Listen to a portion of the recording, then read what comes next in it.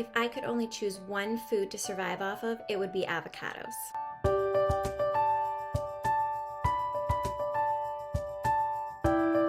I would choose macaroni and cheese. I love cheese in general, but there's just something about the creamy cheese mixed with the pasta and the crunchy topping that I find so comforting and satisfying.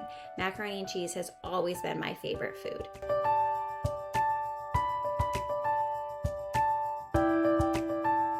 What has helped me the most is waking up an hour or so before my toddlers do in the morning and really taking some time for myself. As a mom, we focus so much on taking care of everyone else that sometimes we can forget to take care of ourselves as well.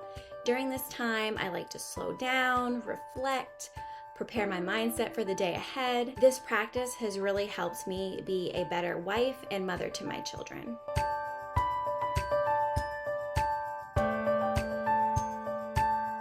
If I could only do one activity, it would be swimming. I grew up with a swimming pool, so I was able to swim all the time. Didn't matter how cold it was.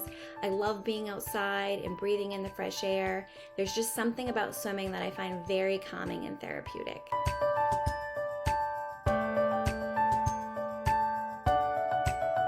When I was a senior in high school, I had a teacher that wrote in the back of my yearbook, and at the end she wrote a quote that said, "Whether you think you can or you think you can't, you're right."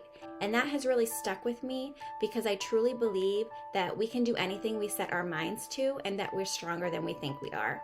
Our mindset is so important because if we truly believe in ourselves and envision our goals, we're more likely to accomplish them. It's that negative self-talk that can really prevent us from even trying.